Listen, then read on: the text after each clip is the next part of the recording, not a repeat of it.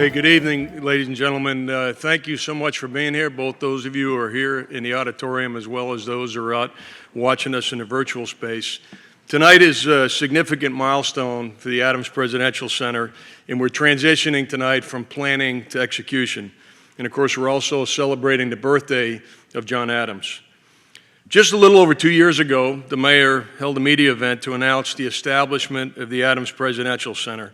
And I think it's fair to say, even in those early days, we had a pretty clear vision of what we wanted the Adams Presidential Center to be, and that's reflected in our mission.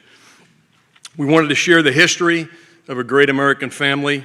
We wanted to promote their ideals of citizenship and selfless public service. And we wanted to, and perhaps most importantly, inspire future generations to serve their communities in our nation. In establishing the Adams Presidential Center, we believed it was particularly timely to look back to the example of the Adams family as we tackle the challenges of the 21st century. The Adams family commitment to our democracy, their selfless service, and their character has stood the test of time, and I believe their example is particularly relevant to us today. And while we're still very early in our journey, over the last 2 years, we've made a great deal of progress in bringing the Adams Presidential Center to life. And as we begin the program, I just want to thank a few people. First, Mayor Koch is sitting here in the front row, who had the vision and initiated the project. And I can remember 3 years ago, and this will be a lesson to all of you not to have a casual conversation with the mayor without paying attention to what situation you happen to be in. But 3 years ago, we walked across the Adams Hancock Common, and I said, you know, Mayor, it's really a shame we've never done more for the Adamses than we have, in taking advantage of their example. He said, yeah, it's interesting you mentioned that, and he alluded to some idea that he had, which he reminded me of 2 years later when he put me in a headlock and said, hey, remember that conversation we had a year ago? I've decided you're going to be the chairman of the board. You okay with that? And so here we are. I also want to thank Rob and Karen Hale, whose generosity has allowed us to plan the project and begin building a team that's going to take this to the next level. And I also want to thank, I see him sitting back there, Rich Mahoney, and then Kathy Hussey O'Brien, who is somewhere helping to make sure that tonight is organized. They were a mighty team of two here over the course of 2 years. And I really want to thank them. And I really want to thank Kathy in particular for pulling together this evening's event. She literally was a staff of one, and we're fortunate to have somebody that's so talented and so committed as part of the leadership team and as our vice president.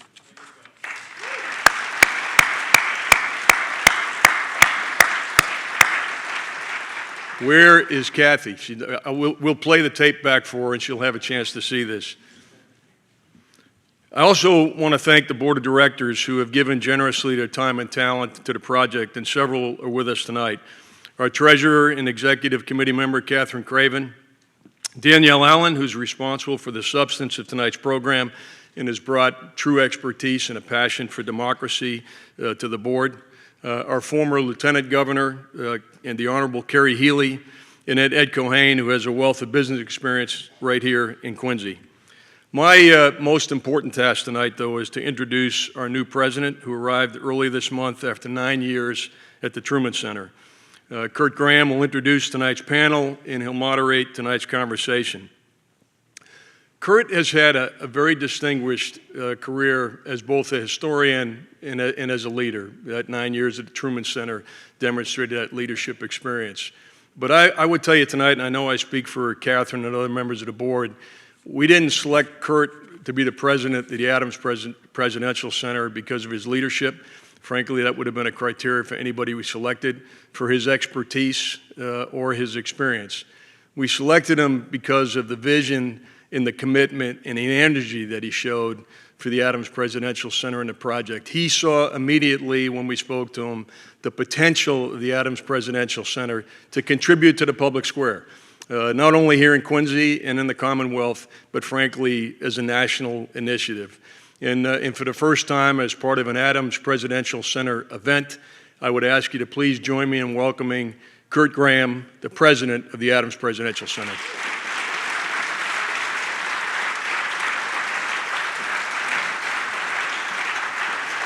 you, General. Big deal. Well, thank you, General. Good evening, everyone. Welcome to our inaugural program. I have two mics here. Am I okay? Okay, good deal. Thank you to the 200 or so folks who are gathered here with us at Quincy High School, and about half again that many on the web somewhere, dialing in remotely. Appreciate our partners and friends here at Quincy High School for making this beautiful facility available to us for this program. It's great to be here in Quincy. That is, by the way, spelled with a Z, Q-U-I-N-Z-Y, if you're ever asked about that. I've only been here less than a month, but I have learned a few things, and that's one of them.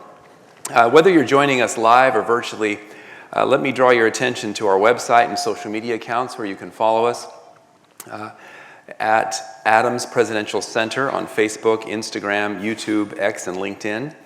And we're obviously still adding content to the website. It will eventually be far more robust. However, there is a very interesting and important feature on the website right now. If you go onto the home page, you go into the upper right-hand corner, there's a button that says Donate. And when you click that button, you'll be surprised at how many options there are, how many levels and opportunities there are for you there. And by the way, it doesn't matter how you pronounce it. Just donate. So there you have it. I had the privilege of attending a wreath-laying ceremony earlier this afternoon with Mayor Koch and others, and including 3 high school students who gave just phenomenal talks about John Adams and his legacy and his relevance to their lives. Today is John Adams' 289th birthday. And you know, for a guy entering his 290th year, he's looking better all the time. Tonight's program is an opportunity to reflect on that legacy and its particular relevance to this moment, to our moment. To help us understand the relevance of John Adams' legacy and what role the Adams Presidential Center will play in its preservation is our very distinguished panel tonight. So I'd like to introduce them and bring them out. Danielle Allen is a Harvard professor of political philosophy, ethics, and public policy, and the mastermind of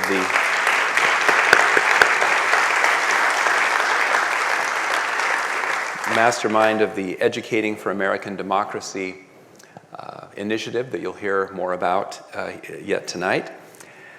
Secondly, we have Jane Kamensky, who is the president and CEO of Monticello.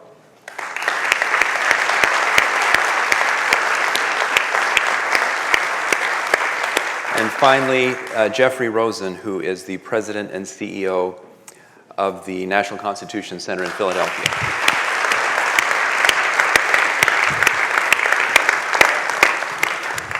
Well, thank you all very much for being here. I know it was a great effort, especially for you two, to come from a distance, and greatly appreciate that you're here.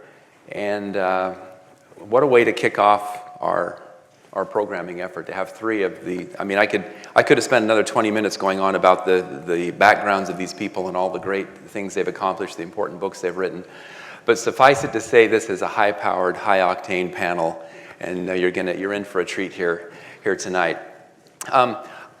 In getting at the relevance of John Adams, Jeff, I'd like to start with you. And you've spent a lot of time thinking about the way American history has been defined between Hamilton and Jefferson, kind of as two points of view. And I'm curious if you could, first of all, just kind of explain that to us in a little bit of detail. But part of what we think here is that Adams has been overlooked in some of these conversations. How is it that he didn't get included in that discussion of the sort of sweep of American history? Absolutely. Well, first of all, it's an honor to be here. I'm so excited to launch with you this great Adams initiative. I haven't been back at the Adams birthplace since college, more than 30 years ago, when I was writing a thesis on Henry Adams and went out and was so inspired by that amazing place. And Adams, for me, has been overlooked in American history because he didn't fit neatly into the debate between Hamilton and Jefferson that defined so much of American history. National power versus states' rights, liberal versus strict construction of the Constitution, and democracy versus rule by elites was that central debate by Hamilton and Jefferson that radiated out from 1776 to today. But Adams and John Quincy Adams and the Adams family are the hero of the book I've just put out about the pursuit of happiness and how classical writers on virtue inspired the lives of the founders and defined America. Because the Adams family, more dramatically than any other in American history, exemplifies that quest for self-mastery, self-improvement, character improvement, mastering your unreasonable passions and emotions so that you can be your best self and serve others. I love the story of Abigail and John meeting for the first time, and what do they decide to do when they're dating? To make a list of each other's faults.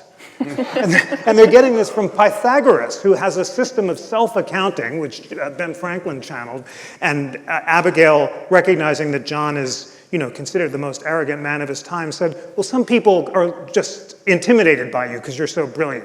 She puts it very nicely. And he said, well, you should practice the piano more and read more, plus you're pigeon-toed.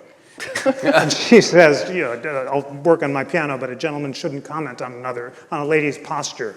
But what's so remarkable about both the great intellectual and romantic and spiritual partnership between John and Abigail is they exemplify that quest for self-improvement and self-mastery and pass it on to John Quincy, who at the age of 30 has just been appointed to the Supreme Court, and he is minister to St. Petersburg, and because his mother is always exhorting him to master his passions. I thought having a Jewish mother was tough. It turns out that having a Puritan mother is even harder. Quincy Adams writes, I'm squandering my life. If only I had more self-discipline, I might have conquered war and slavery. He sets a very high bar for himself.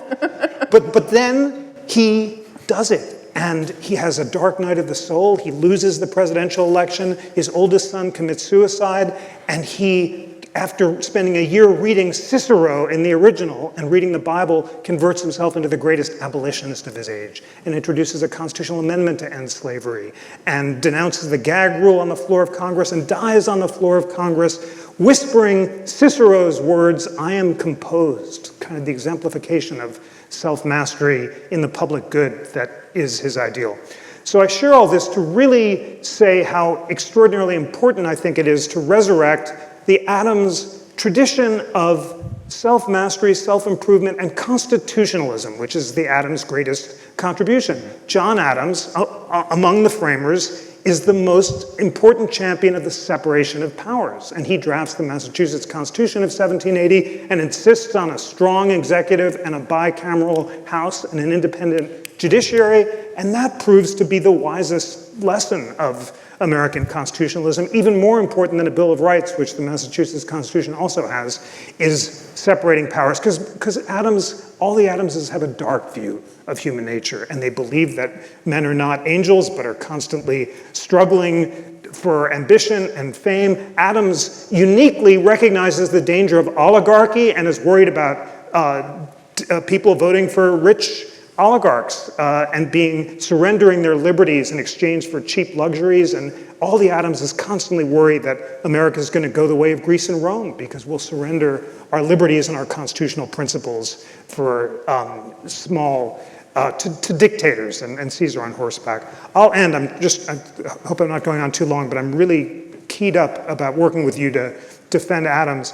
And whenever in these difficult times I get to talk about history, I end with John Quincy Adams' exhortation to the people in 1839. It was a time much like today. Civil war is on the horizon. It looks like the Union's going to break apart over slavery and polarization.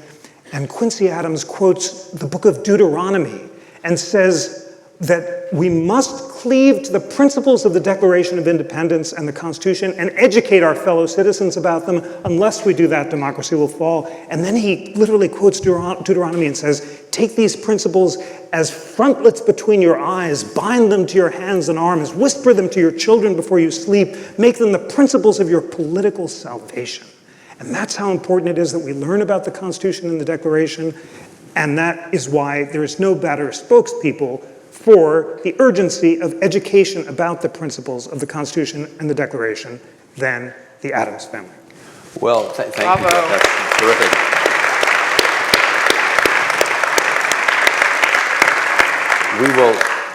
We will never cut anybody off who's fired up about talking about this. So I really like it. I hope that wasn't too You much, rest but assured. I'm very glad to be here. I have a follow-up question, but before I do, I have already failed in an important duty. I think you were handed a card on the way in, maybe. So write down your questions, pass them to the aisle, and we'll incorporate your questions into the program throughout the evening. So I failed to tee that up for you in the beginning, so I apologize. We've talked a little bit about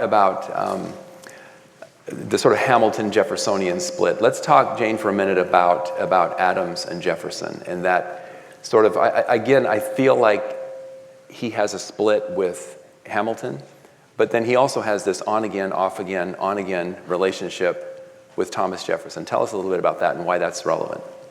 Great, thank you, and also wonderful to be here. Last time I was in Quincy High School, I was at a regional swim meet with my younger son. This is much more civilized. So Jeff's thinking about 1839. I'm thinking about 1774, which I believe is the first time Adams ever left the Commonwealth of Massachusetts, right? Goes to the First Continental Congress at a moment when exactly 250 years ago, Congress ended October 26, 1774, so really exactly 250 years ago. Existing colonial institutions are breaking down. The center has not held. People are building the wagon as they fly it, and have decided that they need to bring the North-South center, hopefully Canada also, together, what Adams would eventually call 13 clocks. There were 26 clocks, but 13 of them eventually came together in Philadelphia to begin forging a kind of compromise and consensus. Jefferson didn't enter the equation until the following spring at the Second Continental Congress in 1775, but from the beginning, Adams is quite dazzled by the differences between the New Englanders and the Virginians, right? The Virginians come in their coach and six. They're much more high-toned people. They're high church and not low church. They have different kinds of cosmopolitanism than Massachusetts does. Gordon Wood, the great historian Gordon Wood, calls Adams and Jefferson the North and South poles of the American Revolution, and I think one of the interesting things about considering them together, and Monticello is doing this in a concerted way in a special tour for 1775 and 1776, is you see what's missing from both by looking at them against each other. So the North Pole is not, the North Pole is a cold place, right? And the North Pole has one kind of highly unstable hierarchy, a hierarchy mostly of what we would call class, what they would have called rank and condition. The South has a highly unstable but seemingly secure hierarchy around race. So Jefferson is the great Democrat because he doesn't really worry about social mobility around the people who count as subjects and potentially as citizens. Adams worries a great deal about social mobility because his own rank is recent and unstable, and he's looking at those Olivers and Bradfords and others. They both come from a world of hierarchies that are cracking apart. And they're thinking about how you build a new polity that is more horizontal from a world that is highly vertical, right? And a world in which the colonies have come out. There's a family analogy is pervasive in the 18th century. The king is the head, the father is the head, the family are the limbs, and the colonies have come to think of themselves as the trodden under feet of this collapsing colonial hierarchy in 1774 and 1775. Adams and Jefferson have radically aligned views about what needs to happen vis-a-vis Great Britain. But once they affect that separation, they very quickly have different views of what the country should look like. They're both institutionalists in different ways, but I think Jefferson trusts the people as he imagines them being constituted. And Adams has a profound distrust of the people, right? Distrusts elections, distrusts open competition for offices. Adams trusts Britain as the exemplar for the path that the United States should follow. Commercial, industrial, eastward facing. Jefferson will not, even in the 1790s, get off the train with the French Revolution, right? Like just trusts in the idea of republicanism. Their correspondence, there are about 1,200 plus letters in all. You probably have the exact numbers. Their correspondence touches on every feature of American conditions as they're emerging. They famously fall out in the late 1790s with Jefferson's contestation for election as president of the United States in 1800, and don't speak for 11 years. 11, the competing visions of the United States have come to seem so contentious that part of the revolutionary band of brothers, 2/5 of the drafting committee for the Declaration of Independence, can no longer speak. And at Monticello, we're leaning into the telling of that story of coming apart. What is partisanship that does this to friends? How do we organize our differences without losing our civic friendships? But then also leaning into the hopefulness of their coming back together, brokered by the great Republican theorist, anti-slavery activist, physician Benjamin Rush. They're coming back together and exploring only on paper, and I think there's a lesson for us in that, in the slowness of the transmission of ideas, where they've been and where they and the country have been and where they and the country can go. There's an incredibly poignant line in one of Adams's late letters, and seems characteristic of Adams that in their resumed correspondence, 3/4 of it is Adams to Jefferson. Right? It's his rotundity, knocking at the door of the sage of the mountain, where Adams says, "We ought not to die without explaining ourselves to each other." And I think there's a line that's a sign of where we are, where we were and where we are. We ought not to die without explaining ourselves to each other. So a story that is earnest and real, that is brutal at times. They miss each other for crucial moments of their lives. But the coming back together and the thinking the we is worth more than the I is a story to lean into. Yeah.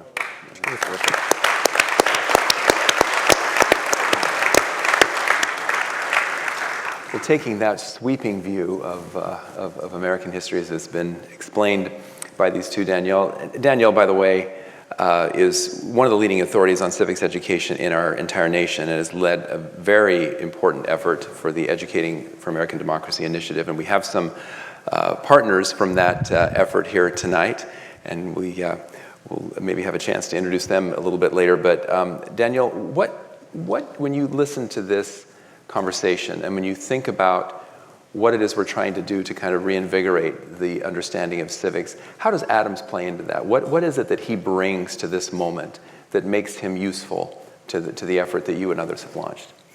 Well, let me also, as my colleagues have done, just say thank you to everybody who's here tonight for this inaugural program for the Adams Presidential Center. It's really exciting. We are here. We are doing the work, having the chance to recover the legacy and the stories and to make space for thinking together about our shared country and its future. So it's just a real honor to be here. So I want to say some things about civic education, but before I do, let me also just round out this story about how the Adams family matters so much. We have a very fragmented understanding of our history now in this country, and very contentious understanding of our history. We all have sort of awareness of the fights over whether or not 1619 or 1776 counts as a founding moment for this country. That fight is in many ways carried out over the question of how to think about enslavement in the nation's founding. And without any doubt, that has been a central feature of the unfolding nature of this country, both the fact of enslavement's existence and then our need to overcome that, the fact that it took a war ultimately to overcome it. But there has been a real hole in our understanding of that history. That hole is represented by the fact that the histories of Jefferson and George Washington are much more available to the broad public than the history of the Adams family. The reason this matters, of course, is that, as we know, both Jefferson and Washington owned human beings. They were slaveholders. Washington did, in his will, emancipate the people whom his family owned. Nonetheless, that fact of their ownership of slaves is sort of at the core of a lot of people's understanding of the nation's founding. Of course, Adams was as important to that founding. He was on the drafting committee for the Declaration of Independence. He was, if anything, with Richard Henry Lee in that year, 1775 to 1776, the motive force, not Thomas Jefferson. Jefferson was a kiddo. He was brand new to Congress. He didn't know anybody. He wasn't very social. That also meant he wasn't on any committees. So he had time to write something like the preamble to a Declaration of Independence. But Adams was really the person with Richard Henry Lee who was doing all the work and laying the conceptual foundations, working closely with Benjamin Franklin as well. And John Adams and Abigail Adams, they never enslaved human beings. They were against enslavement continuously and consistently, and they brought that set of commitments into the process and practice of the founding. Benjamin Franklin as well, by the time of the writing of the Declaration, had given up the practice of enslavement. He had previously owned people, but he had abandoned that and he had embraced the project of abolition. And the importance of this story is for all of us to be able to recognize that right from the beginning of the country, the question of enslavement was fully contested. And there were really two voices. When you painted the picture of the differences of opinion, one piece that didn't come out was the difference on the question of enslavement and how that might be handled over time in the country. But that was another point of difference and distinction. When Adams wrote the Massachusetts Constitution, he drew on the language of the Declaration of Independence. And of course, the way he drew on that language provided the basis for the Massachusetts Supreme Court to declare enslavement counter to the Massachusetts Constitution. And that meant that Massachusetts, before the end of the American Revolution, like Pennsylvania before the end of the American Revolution, had abolished enslavement. That is a critical part of our founding story that most Americans don't know. And so I think of our founding story as being like a set of pearls. And the question is, can we take those pearls and string them into a complete necklace? We've got the pearl of Monticello. We've got the pearl of Mount Vernon. We need the pearl of the Adams Presidential Center. And we need all those pearls together to have the complete story. Now, a word about Adams and civic education. So, thank you, Davey. Thank you. Jeff said constitutionalism was one of the great things that Adams contributed, and he did, for sure. In that same year, 75, 76, he was already laying out that commitment to separation of powers, proposing that as the map. The colonies were already writing constitutions before they decided to declare independence and have a revolution. They figured out where they wanted to go. That's a really important part of their story, that it wasn't about breaking things and then seeing what happens. It was about laying out a pathway to a flourishing future. Now, that pathway was about constitutionalism, and it was also about education. And this comes together beautifully. It's very clear in Adams's writings throughout 75 and 76. In January of 1776, he actually drafted a declaration for the Massachusetts Assembly, for the General Court, which was a first draft of the Declaration of Independence. A lot of the language, even the course of events language that's in the final declaration is in that January of 1776 declaration. But the thing that's different about that January 1776 declaration is that after he works through the legal changes that he considers necessary, there is an extremely long section about how the virtues of the people need to be cultivated. And they need to be cultivated through the organs and engines of education, also religion, as he lays out the argument in that text. But there you have it. I mean, it's for him the two halves together, constitutionalism and the education of the people, the full people. He was not a full Democrat in his politics, but he was a full Democrat in his commitment to an expectation of education for all. So there was a little bit of a tension, I think, in his own work in that regard. And Abigail as well. It was an immensely educated woman. She used her learning to drive positive change. He respected that in her. It was a whole family project. And so for that reason, I think the Adamses are just sort of ideal for carrying the message to the country that the health of this enterprise, the health of the American people, has to have civic education at its heart. We have to do that work on making ourselves a people who can carry our responsibilities with honor.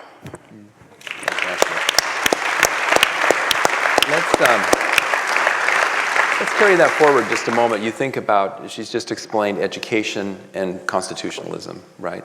So Jeff, talk to us a little bit about constitutionalism and what is the basis of that? What makes constitutionalism work? And talk about, Adams in that regard. Obviously, one of his primary accomplishments is having drafted the Constitution for the state of Massachusetts. But it doesn't just work by itself. What is needed to make constitutionalism a functional form? Separation of powers, and that was Adams's great insight. In order to prevent the president from becoming a king, in order to prevent a republic from going the way of past republics and surrendering to demagogues and the mob, in order to prevent financial elites from aligning with the executive and engaging in corrupt behavior, you have to ensure that no branch of government gets to speak for we the people on their own. And that's why Adams's insights about separation of powers are so unfamiliar and so important to study. There's this great moment at a dinner party in Philadelphia that defined all of American politics. And it's not the Room Where It Happened debate from the musical where they moved the capital to DC in exchange for assuming the debt. This is a year later. Washington is away and Jefferson summons the cabinet. And Hamilton looks around the room and says, "Who are those three guys?" And Jefferson says, "They're my greatest heroes ever. They're Bacon and Isaac Newton and John Locke." And Hamilton supposedly blurts out, "The greatest man in America was Julius Caesar."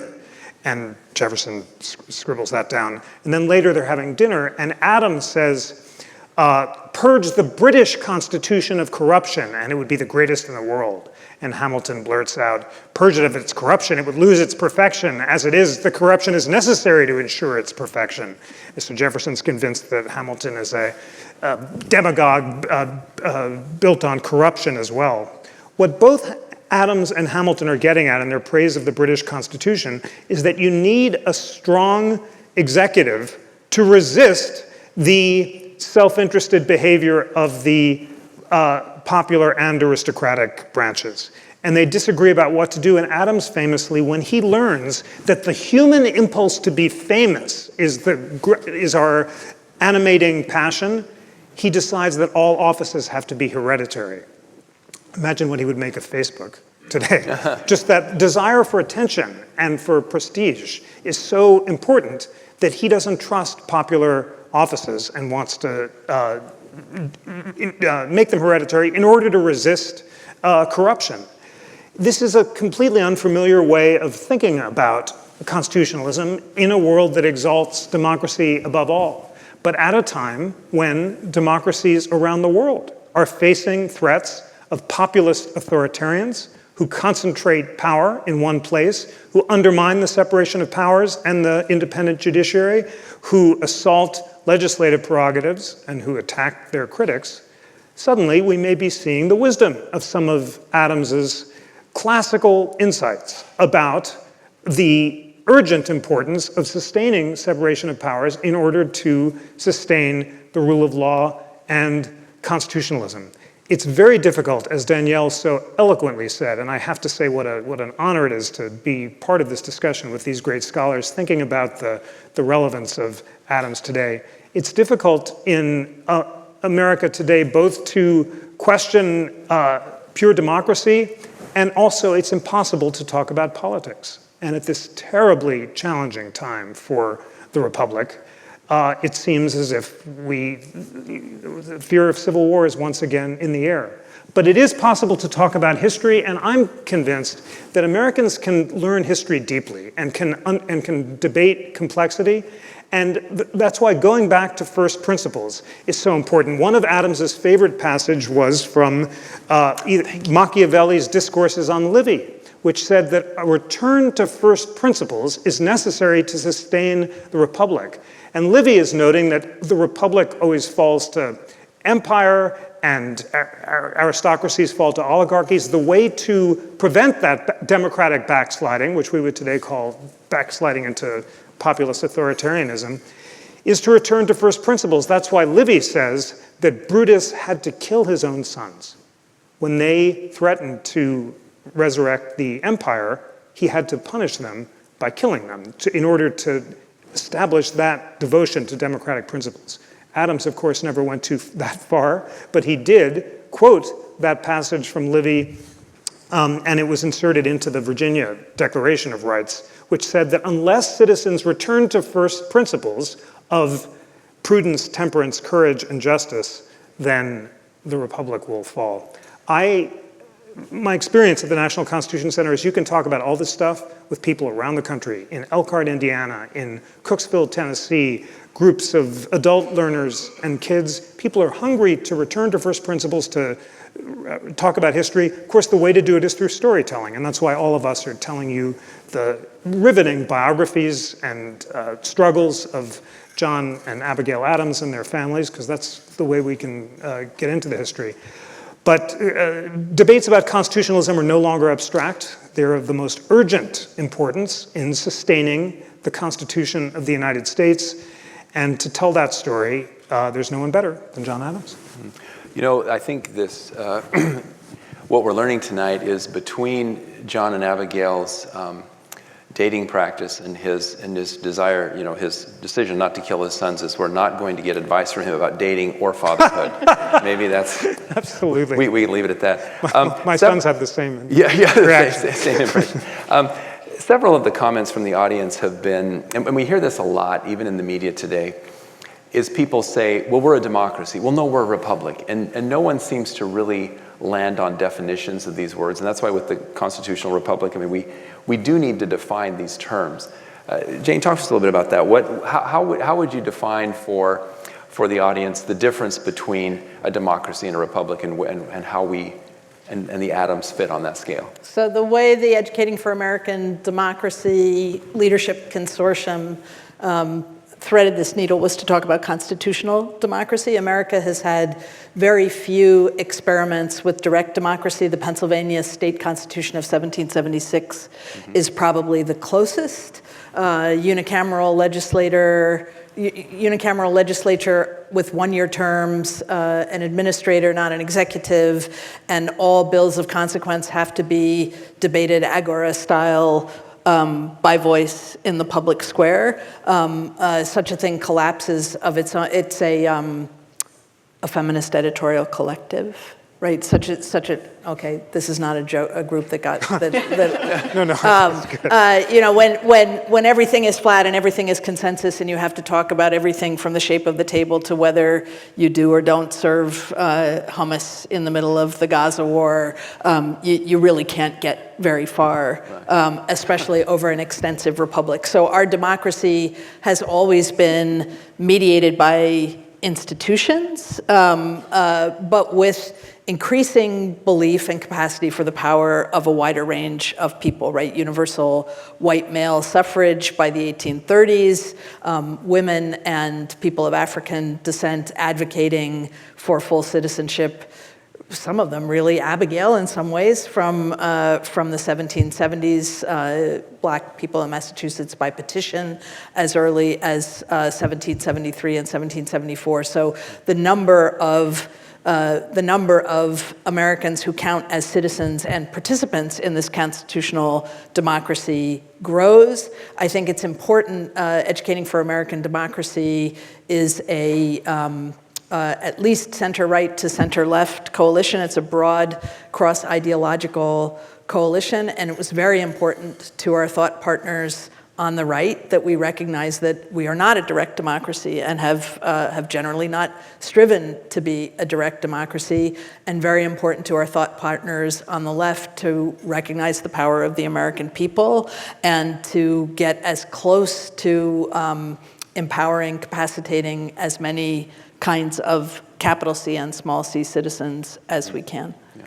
I'd love to pick that question up too, if that's okay, because there's a whole story to tell here, another theme of storytelling about the Educating for American Democracy roadmap, and to explain what it is and why this conversation about what are we educating kids for anyway? What do we live in, a democracy or a republic? Why does that conversation matter? So the Educating for American Democracy roadmap is a framework for excellence in history and civic learning for all learners, grades K through 12. And it was released in March 2021, funded by the National Endowment for Humanities and the US Department of Education under both the Trump and the Biden administrations. And that's very unusual. I bet you can register that, right? But it's a very important part of the work that a group of 300 scholars, educators, practitioners from across the country came together across all kinds of lines of difference, so demographic background, regional expertise, and political viewpoint, with the goal of answering the question of what should our kids learn? This is a question that as a society we haven't been able to answer for generations. And when the adults can't answer the question, what should the kids learn, the kids don't get to learn. It's as simple as that. So there was a very weighty responsibility to actually figure out how to break through our polarization to answer that question. And what the roadmap does is it's got sort of 7 thematic areas and then sets of questions. So it's not answers so much, it's not lists of things kids should know, but it is lists of the questions all kids should have the chance to encounter in their history and social studies classes over time. But you might well ask, how on earth did anybody manage to do something that was supported by both the Trump and the Biden administration? Right? Were you wondering that a little bit? And the answer to that is that we started out, before we became a group of 300, we started out as a group of 6 and built ourselves from the get-go to have that ideological diversity in our mix. We said to each other, look, and Jane was a member of this group, so we're both telling the same story here, and Louise and Peter, who are here, are also members of that group. We said to ourselves, we have an incredibly important purpose here. Kids are not getting the opportunity for civic learning that they deserve. And so although we disagree, and although we're going to build a group with a lot of disagreement in it, we're going to just link arms and commit to getting this work done. And that means when we hit something we disagree about, we're going to stop. And we're going to wrestle it through until we figure out a compromise. We're not going to paper over disagreements. And so we'd been working for about 2 weeks when we hit our first roadblock. Is this thing a democracy or a republic? It was exactly that question was the first thing that we had to stop on and think about. And for historians, it can be a little frustrating because it's a bit of a red herring of a question. Yes, there's a distinction between direct democracy and representative democracy, but both terms, democracy and republic, were used at the founding. Both were used. Hamilton argued for the Constitution as a representative democracy in the New York Constitutional Conventions, ratification conventions. So both terms were used. But in Utah, it's a matter of state law that kids are taught that this is a republic, not a democracy. Okay? So there's really a real issue here, how to think about it.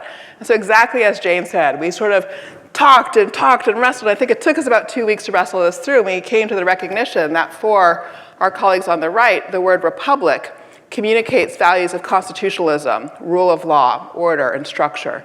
For our colleagues on the left, the word democracy communicates the values of universal inclusion, popular sovereignty, full participation. And so our compromise was constitutional democracy. That's what we're educating kids for. So it's a great question. I'm so glad you started with it. It was right at the very beginning of our process too. But I hope that story also answers the question that you asked, Jane, about how do we make sure that we explain ourselves to each other before we die. I think the Educating for American Democracy Roadmap Project was an effort of a lot of educators from different parts of the country to explain ourselves to each other before we die, so that we can actually educate kids.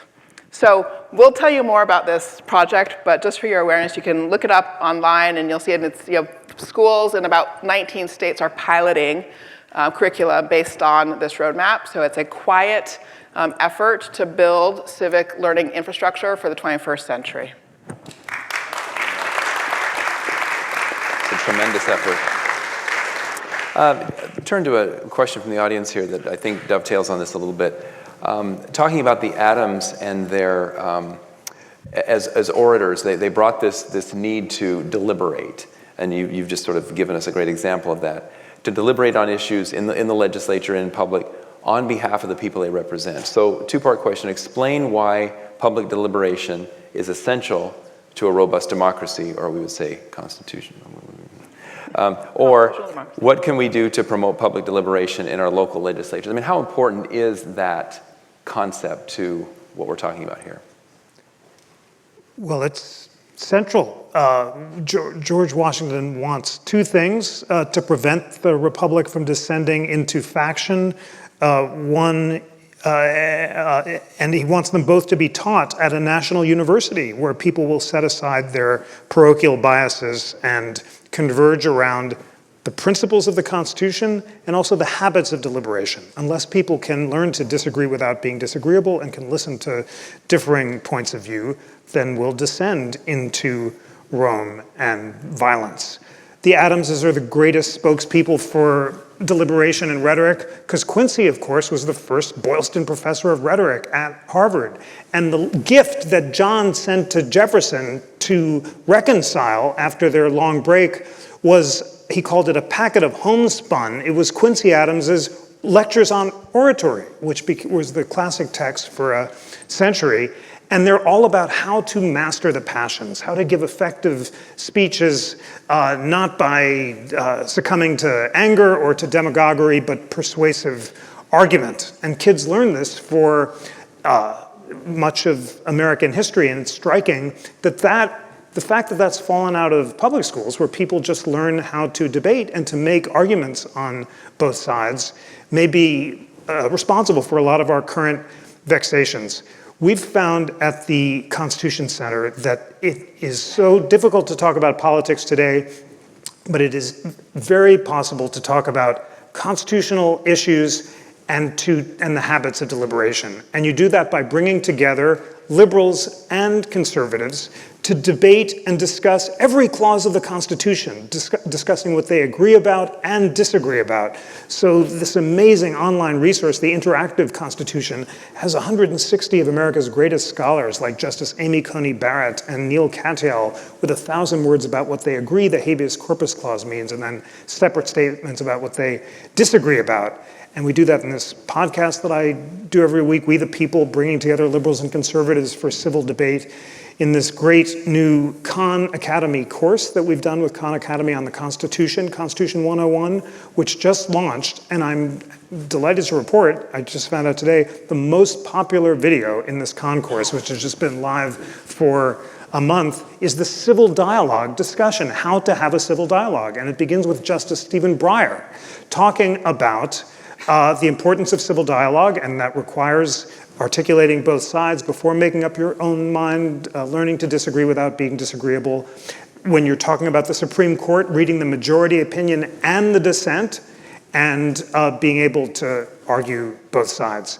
The Adamses didn't think that this was a debater's tool or something for lawyers or some esoteric skill. It was central to the liberal arts curriculum in college, and also central to the high school curriculum. And I do think, as my colleagues are saying so strongly, as American politics becomes more and more fractured, and it's so important to bring together people of different perspectives, I think the way to do that is not through political debates, because it's not been my experience that those are all that productive, but constitutional and historical debates, just what you're doing now. Liz, isn't it fascinating to learn about history? I'm learning so much from Jane and Danielle, and I know you are too.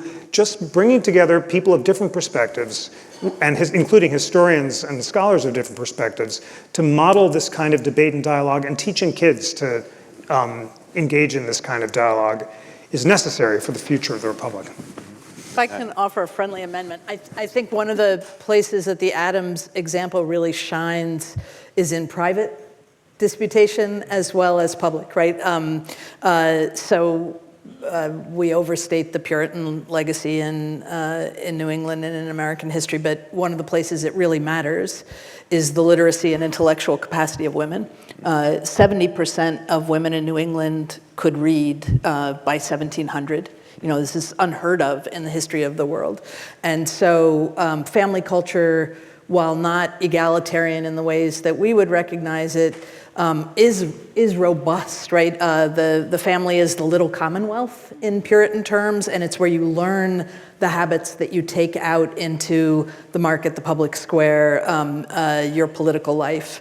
And you see it in the Adams letters, how much they rely, how much dinner table conversation is going on, how often Abigail will say, and you remember we talked about that 2 weeks ago.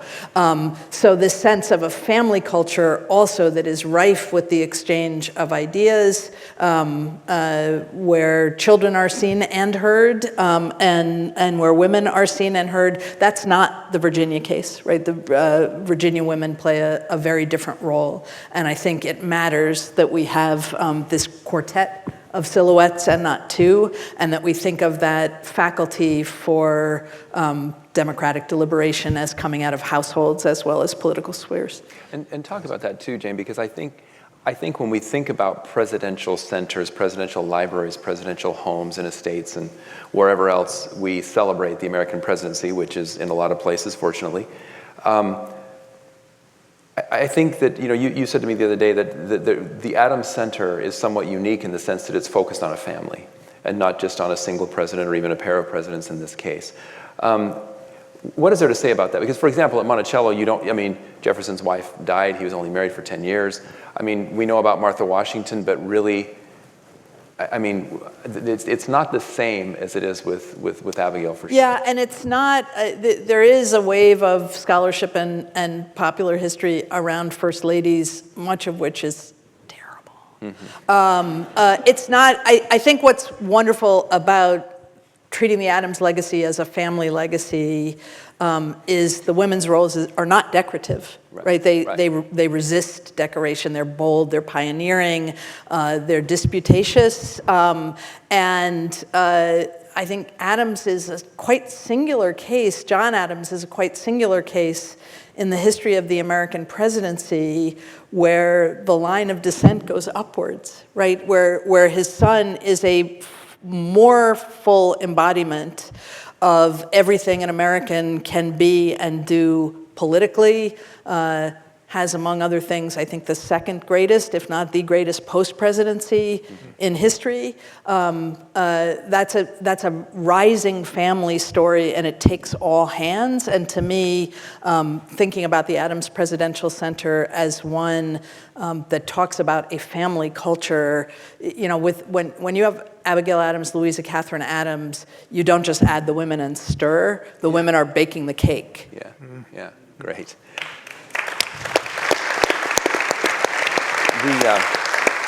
Your reference to the Puritans and, of course, talking about the values and the ethics and things that anticipates a question from one of our audience members that asks specifically, in what ways did their religion and faith and values influence their public service and thoughts on government? How did faith help guide them in terms of their work in the public square? And I'll just throw that out there to whoever wants to take the bait.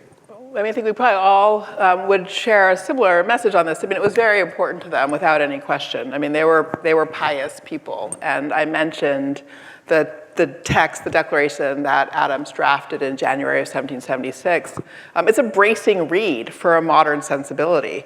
It is about education, it is also about religion, and it's very clear that for him, a virtuous citizenry is also a believing citizenry. So that was a part of where they took, I'm sure, their sort of self-discipline, their self-understanding. I mean, Jane, you've done a great job already of articulating the Puritan sort of framework there. Happy to pass to you to extend. Both Jefferson and Adams, by the end of their lives, are deistical, right? They're people of faith, but they're not heavily churched. I think Jefferson is much more capacious in his thinking about what religion can and shouldn't mean for a republic, right? Whether my neighbor has one God or 20, neither picks my pocket nor does some other thing that I can't remember from the quote, but you probably do. I think Adams does have a view of a Christian nation more central, although not an established church nation. And Puritanism is pervasive in the educational habits, the sensibility, right? The sensibility of New England. It's strongly middling orientation, right? The great line in John Winthrop's model of Christian charities, we abridge ourselves of our superfluities, right? Nothing too high, nothing too high, and therefore nothing too low. Virginia is a place of high highs and low lows. If I could just add one of my favorite moments from the Adams-Jefferson letters. They're old men. What do they want to do? Talk about books, in particular books about spirituality. And Adams is so excited when he learns that Pythagoras, who invented the system of moral self-accounting, may have traveled to the East and read the Bhagavad Gita. But he's not sure whether Joseph Priestley, who's writing a comparison of the Hindus and the Christians, has lived long enough to complete his comparison. And Jefferson says, good news, he's lived, I'll send you the book. Adams is so excited both to get the book because he's convinced that this will show the basic unity of the Eastern and Western wisdom traditions. And with remarkable insight, Adams notes that the central lesson of the Gita, renounce and enjoy, renounce attachment to external events and enjoy eternal salvation, is also the central lesson of Pythagoras' insistence on the dichotomy of control. Don't try to control stuff you can't control except for your own thoughts and emotions. It's just this remarkable depth. And then Jefferson counters, at the end of my long life, I started off as a Stoic, reading Cicero's Tusculan Disputations, which was Quincy Adams' favorite book. And he says, at the end of my life, I've become an Epicurean.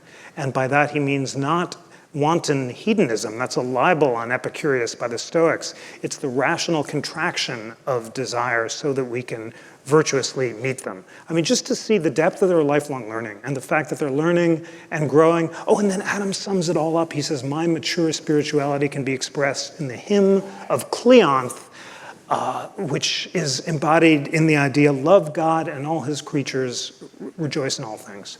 So although, as Danielle and Jane had said, deeply rooted in Puritanism and certainly both in the family practice, more orthodox at the beginning of their lives than Jefferson, at the end much more interested in the consonances among the tradition than the differences. And for me, it's just the most inspiring model of lifelong learning. Do you think, either one of you, that when in the election of 1800, when Jefferson is just skewered for being an atheist, which is like the worst thing you could be accused of. I mean, it's just this sense that things he had written proved him to be a godless heathen, and all the horrible things that would happen to the country if he were elected. And I've always sort of just jumped to the end of their life and thought, well, they're not that different. I mean, they don't look at the world that differently. But in 1800, was there enough of a difference? Because I always thought Adams just kind of laid low and just kind of let Jefferson take the heat. When once they start corresponding again, you realize that they share a lot in their beliefs. Yeah, I think that's fair. I think they're more like than different in terms of doctrinal practice. Right. The faith traditions that they come out of within Protestant Christianity are quite different. Yeah. Did you want to take something there? I was going to change topics. Okay. I wanted to switch just a minute and talk a little bit about something that intrigues me about both Adams, but we'll talk about John primarily tonight because it is, after all, his 289th birthday. I mean, we can't let the occasion pass. I think that he and Quincy are two of the greatest diplomats that our country has ever had, two of the greatest ambassadors. And certainly, Adams and Jefferson, I mean, they're not in Philadelphia because they're abroad, right? They're representing us the nation to these other nations. And I wonder if you could talk a little bit about, as we think about civic education, we think about educating ourselves. I marvel at these men and women who were citizens of the world. I mean, they were so aware of what was going on around them. And I think about, and I don't want to get off on the whole tangent of, how uneducated or uninterested we are in the world and can't name the countries and the capitals and whatever. But at the same time, what is it about those experiences that they had representing their nation abroad that had to influence, had to inform the kinds of presidents, the kinds of leaders, the kinds of people that they became? Well, I'll say one thing that is really extraordinary about that generation, the Adamses, also Jefferson, also some of their European peers. I'm a big fan of somebody you've never heard of called the third Duke of Richmond, who was a British aristocrat who argued for universal manhood suffrage in 1780 in the British Parliament. And was the first political patron of Thomas Paine. And I was thinking about the set of them the other day, actually, and one of the things that's really remarkable about them all is their books, their collection of books. And this is a thing that the center might think about a little bit, sort of like look at what was the reading of this family, what did it consist of? But what's extraordinary about it is just like the voracious curiosity about the rest of the world. I mean, every single possible way in which human life had been organized was represented in Jefferson's library, was represented in the library of the Duke of Richmond. I would love to know more, actually, about the reading habits of the Adamses, but I would imagine they're the same. Adams loved the British Constitution, and that love of the British Constitution was a part of a sort of a moment, a cultural moment where people were, again, really scrutinizing how Sweden, Denmark, how the Hindu societies and so forth, as they would have named and described them, were organizing life. And in this sort of voraciousness inspired by a recognition that the answers hadn't been written yet. They needed to be written, but that the way you would equip yourself to solve problems in the here and now was by figuring out the best that had been done in every other society and place. So the orientation towards religious traditions was exactly like the orientation to political traditions.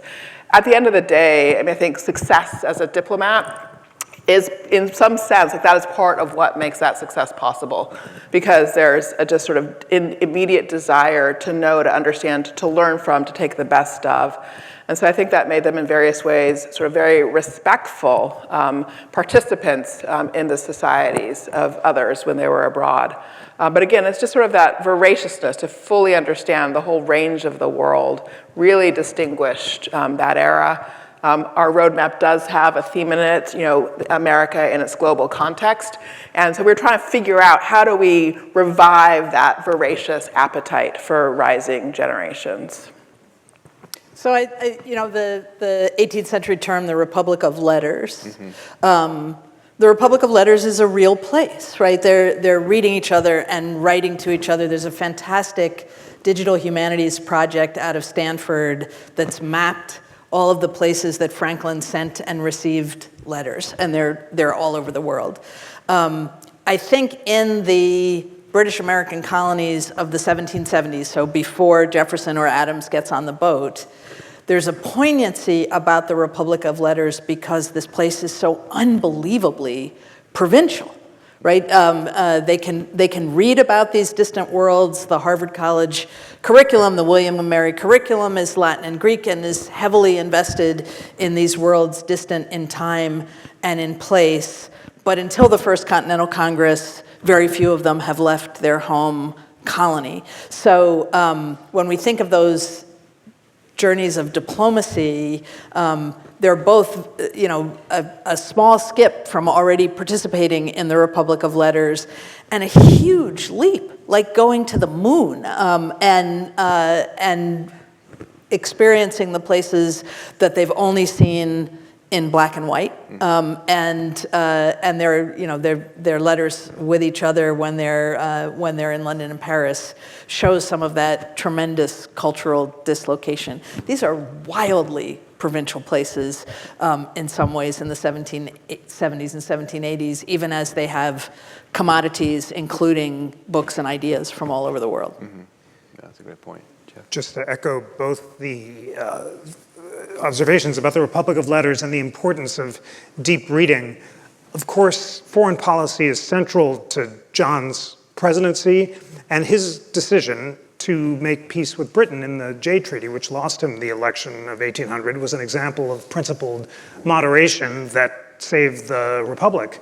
And when he's over engaging in his diplomacy, Quincy is accompanying him as a secretary.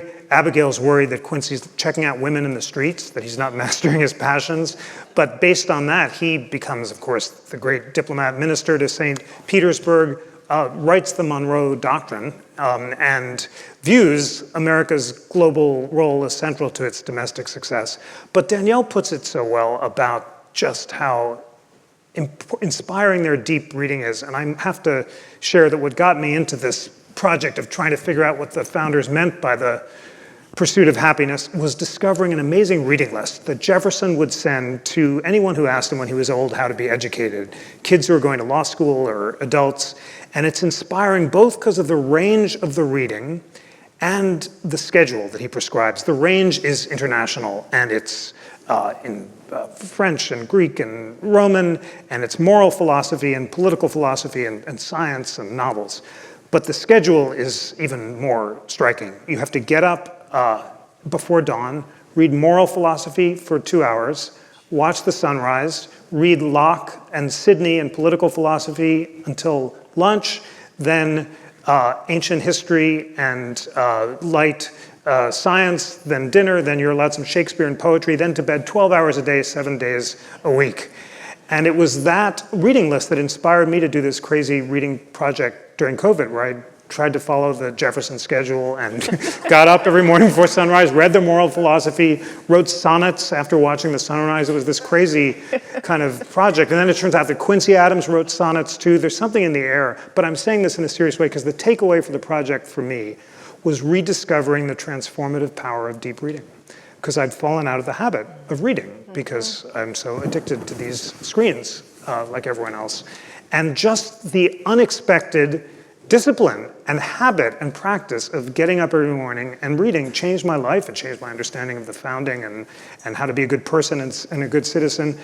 And since this project, I have a new rule that I can't browse or surf in the morning until I read for, a half hour or an hour. You got a lot of unread mail on there. Well, I can't, I can check it out now.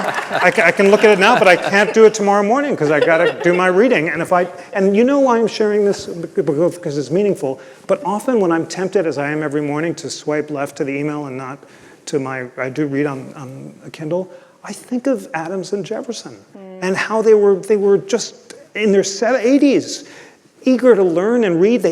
Access to books was so difficult. And keeping up their youthful habits, they fell short of their virtues in so many ways. They were so imperfect in so many ways. But that youthful industry and being lifelong learners was transformative. So just to bring this home, we're all addicted to these screens, and we know that the great urgent existential crisis that the Republic is facing is that people are not reading. And it's not just kids who are not reading, according to all the data, it's adults too. So I'd like to put this in the mix as part of our civic education efforts. I'm a radical evangelist for the power of deep reading. And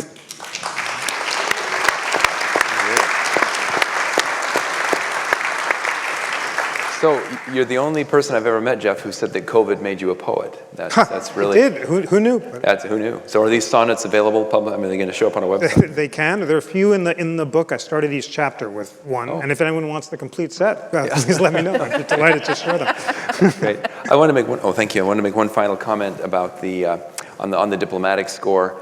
just that one of the advantages we have of their, what we call foreign service, I guess, is the tremendous correspondence that it generated. I mean, the idea that we know what went on in Philadelphia because Madison and others were writing to Adams and Jefferson, you know, back in these letters back and forth, and the letters between their friendship, all of these things, when they're away, even John and Abigail, when they're apart, we know so much about their marriage because he's off being a diplomat and she's home. You know, and that back and forth. So I think Historians love it when people are unhappy. Yeah, unhappy and far apart. Yes, Far exactly. apart, Yes, yeah. and have to be like that. Let me pivot to an audience question here. Adams was an advocate of education, but also an elite. Many today see education, especially higher education, as a playground for social elites, one that's not accessible to normal people. How do we make constitutional education something that resonates with people who feel they have been left out of the ivory towers of constitutional scholarship? That's a really wonderful question. I really appreciate it. And I do think, again, I said before what a kind of fractured society we are, what a fragmented society. And I do think that that is deep in the heart of what our struggles are. And I also love a how question, right? When there are things that are necessary to change, we shouldn't tear our hair out. Can we fix this? Can we not fix this? With how? So really terrific to have that how question. I think any time we are facing fragmentation, the answer has to be in relationships, just from the get-go. And so I do have a kind of fantasy that our nation's elite colleges and universities would look around the communities immediately around them and be really clear about the communities that feel disconnected, feel fragmented, and just go ahead and do the work of asking how they could be of service. Just asking and hearing the answer. For example, here in Massachusetts, I think our elite universities could spend a lot of time in the rural parts of our state just asking, how could we be of service to you?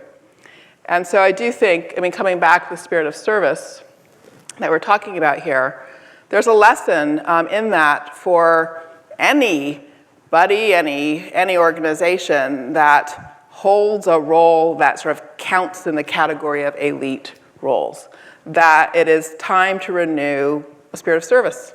It's as simple as that. And service has to start by reaching out to, connecting with the people who don't feel served, and asking, what can we do? That's a great answer. So following along with that, another member of the audience asked, what things would you recommend that we could do to instill an interest in the rising generation in particular, but in all Americans, to want to understand how the polity works, and want to be more civically and civilly engaged, and promote that love of country, rule of law, the sense of duty. What things do you recommend? You recommended reading and maybe sonnet writing. That can be a way.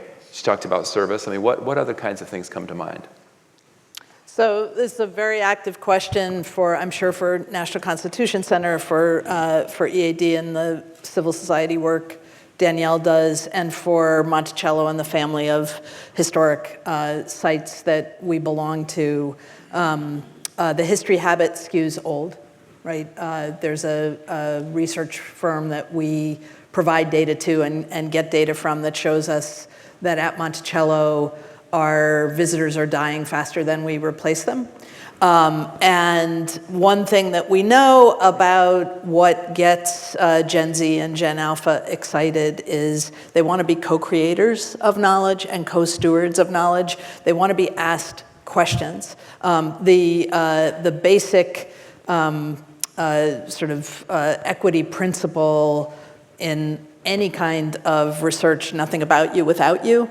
I think we have to bring young people into the room and into the conversation and ask them how they want to solve this problem, right? What do you need from the past in order to create the present and the future that you deserve to learn in?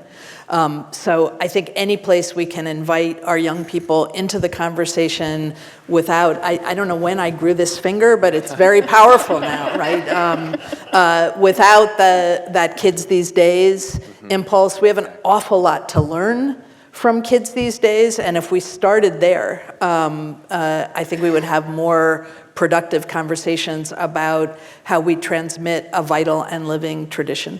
Yeah, that's great.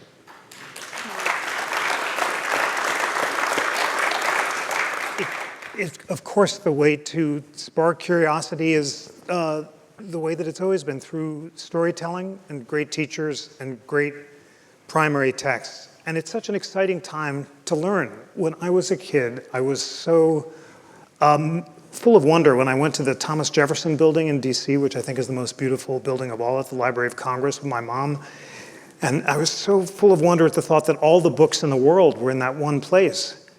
And now they're just free and online. It just blows my mind that those books that Jefferson and Adams fought over and that Frederick Douglass fought over, we think that we have struggles. The moment that he felt most enslaved was when his wicked master forbade him from learning how to read, and he bought reading lessons with bread, and then he bought with bread on the streets of Baltimore this book, The Columbian Orator, which had excerpts from the classics, from the Stoics, from Franklin, a dialogue on slavery that inspired him to become the greatest freedom fighter of his time. Think of the sacrifices that he made and the struggle to actually have access to books. We have them all right here, and all we need is the darn discipline to read them and to bring these beautiful texts and all this learning to kids across the world. So that's why our work together is so exciting and important. Each of the great organizations that Danielle and Jane and Louise and John Bridgeland, who's here, all these great civics organizations have so much superb material, and together we're going to work to distribute it across the country. So the NCC for America's 250 is creating a civic toolkit with the basic principles of the Declaration and the Constitution: liberty, equality, democracy, separation of powers, federalism, the rule of law, with great historians and primary texts. And I have just been so moved. It's such an honor to go into rural schools and to learners of all ages, middle schools, and see these kids just coming alive. Their eyes is full of wonder at reading the text. And you can read them out loud together and discuss them and have the greatest teachers in America on videos inspiring people as well. And there's so much light, and there's so much learning, and there's such a hunger in this country for these kind of dialogues, not only among kids, but among adults in rural communities and across the world. We're all so eager for a better way, a more perfect union, a vision of a republic of letters based on reason rather than passion, all of those beautiful Enlightenment values that inspired the Adams men and women around their dinner table. What a gorgeous story that is. The New England faith and reason and education that Danielle was talking so movingly about. We can all be evangelists for that light and learning. And that's exactly what we're going to do together. Yeah, fantastic. Thank you.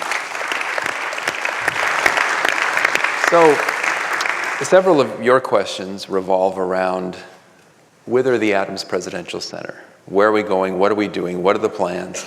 There's a whole bunch of questions here about that. So, as General Dunford said at the beginning, we have several of our board members here tonight. Kathy O'Brien and I are here. So we're a small team, and we have every intention of putting the Adams Presidential Center on a par with Mount Vernon and Monticello and these other great legacy centers.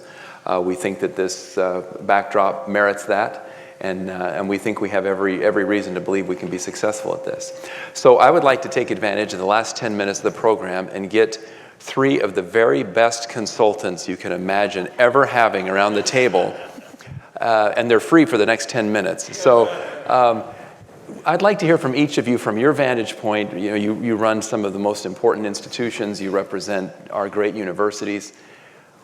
If you were advising our board and our leadership right now, what would you have us do? What do you think the Adams Presidential Center should do in the short term to become what we all dream it will become? And I know that's kind of kind of unfair to spring that on you, but I would like your advice. I'd like your input based on your experience with your institutions, and no particular order, whoever's ready to take that. I'd love to hear your thoughts about what we're trying to accomplish.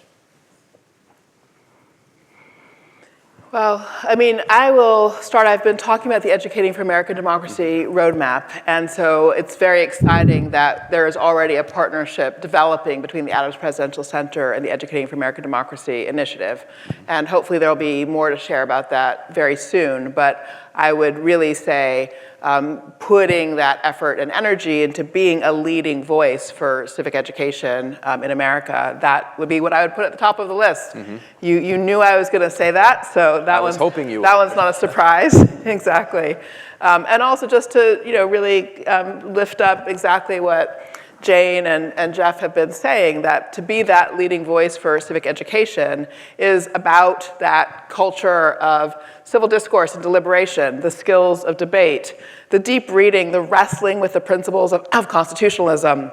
It is back to that line about making sure that you are reading the Declaration, the Constitution, that you're keeping them locked to your wrist, you're keeping them beside your eyes. You'll have to repeat it, Jeff, so that we get it exactly right. But that was also Lincoln's view, too, was at the end of the day, as our great friend John Bridgeland always says as well, this is a creedal nation.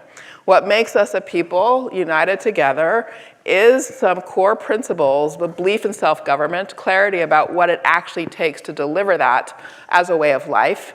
And there is only one way to keep ourselves a creedal nation, and that is through civic education. So to have that be the priority, to have this organization be the leading voice for the Educating for American Democracy initiative would be, I'm very excited about that. Excellent, thank you. So I was talking to a development professional the other day who impressed me by saying that they were raising $265 million a year. And I said, how do you raise $265 million a year? And he said, well, our founder gave us $4 billion. So that's not a plan. It's a good one, though. And I guess, it is. So that's plan A, but plan B is, I think what you're already doing is leaning in to what you have, which is a story and a network, rather than a space of pilgrimage. And to think about what it means to build. It's ironic for Adams, for John Adams at least, because I think he was in many ways very past-facing, to build a center that has to be future-facing because it's coming without physical assets, right? Neither a founding collection nor a site is going to be your core value add. It's this story and the connectivity that can come authentically from this story. So I think starting with program is bold and also pragmatic, right? Assuming that somebody's not going to give you $4 billion at the end of tonight. Although, if there's anybody out there with $4 billion, it's a very worthy cause. And then the other thing I would say as a new leader of Monticello, which, as Jefferson designed it, there's an Adams line. He had to go to Italy to name his hill. As Jefferson designed it, it is a lonely place apart. And I think there were tendencies in some of our past generations to lean into that loneliness. I think the future for all of our work is in collaboration. So to think about, and maybe this is a 1774 principle that we can recover, to think that our strength comes from cross-fertilization, collaboration. I'm thinking about how much they did pseudonymously, not credit-seeking, but can I say the weaving together the strengths of different organizations as you find what your own sort of bright red stripe in that tartan is. Oh, fantastic. Programming and civics, as my colleague said, are key, and it's so important that you're doing it. The Constitution Center was founded during the bicentennial of the Constitution by Congress in a charter signed by President Reagan, with 3 missions: to be a Philly-based museum of the Constitution, a national convener of debate and conversation about the Constitution, and a civic education hub. And for much of its first decade, it was focused on the Philly-based History Museum, and that is not a way to sustain a business model. When I came in, we focused as much on the national convenings and the Civic Education Hub and went online, and that just transformed everything. And the interactive Constitution that we launched in 2015 since then has gotten now 90 million hits, and it's among the most Googled constitutions in the world because there's such a hunger for nonpartisan information about civics. And the web is a remarkable distribution mechanism for podcasts and town halls, and you can get very real traffic, and all of those are crucial. And having programs like this one and sending them around the country and collaborating will just be really important. But in addition, I'd vote for also remembering the place. I came from the airport. I was so excited to see the stone house again because I hadn't seen it since college. And there were two nice rangers on the porch, but it's now closed today for 6 months. And I know that's the National Park Service and not you, but keep it open all year. And if you can, I mean, can't you locate the center there or just encourage people to see that? I mean, maybe there are some difficulties there, but it's a sacred spot. And I just remember it from 30 years ago, just the smell and the low ceilings and the beautiful books, and it's the Adamses, and he's and place is very important, as any grateful visitor to Monticello knows. I mean, it's just, you have to turn west the way Jefferson did and see the way he lived to understand the complexity and inspiring nature of the ideas. Since now that the national education and outreach is up and running, I've come increasingly to appreciate the power of space. We, at the NCC, installed a year ago the words of the First Amendment, 70 tons of marble, 50 feet high, from the old museum building in Washington, D.C.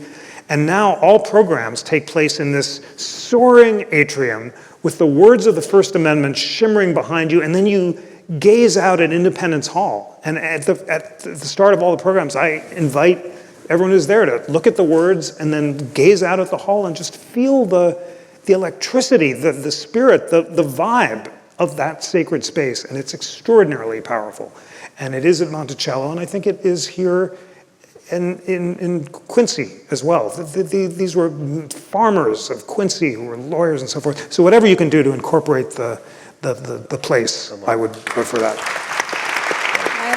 Please. So where Jeff goes high, I'll go low. I think making a virtue out of necessity cracks social. I don't think a single civic organization or presidential site or library has really figured out how to leverage the power of social media. You know, I see two kinds of strategy that we could explore. One is we make the most beautiful buggy whips that have ever been made, right, because there are people who still ride horses. They're all in Virginia. Yeah.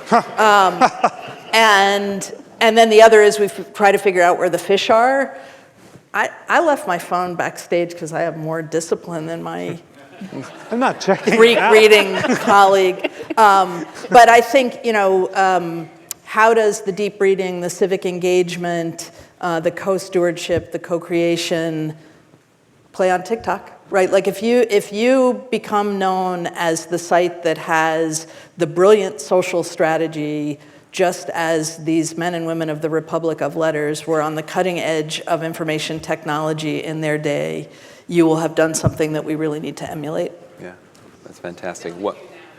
Yeah. Well, listen, we're at time. I promised the General that we would end on time. If nothing else, no matter what happened, we would be out of here on time. I want to thank our panel. I also want to just conclude by saying to you how honored I am and how pleased I am that people of this caliber are engaging with us in this great mission. You know, I want to quote my dear friend, the late, great David McCullough, who once said of the founding generation, "We can never know enough about them." And tonight is our down payment on that commitment to make sure that we remember the Adams, that we remember these other great founding legacies. We're not elevating one above the other. We want them all to be remembered because what they did was extraordinary. There was no other generation, there has been no other time in history. The American Revolution is unlike any other event in the history of the world.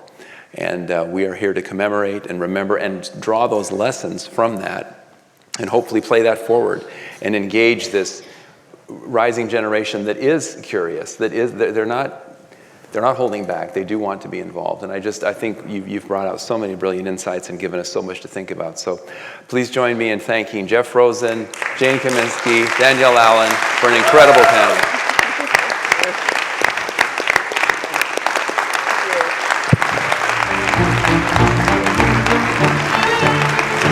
Thank you all very much.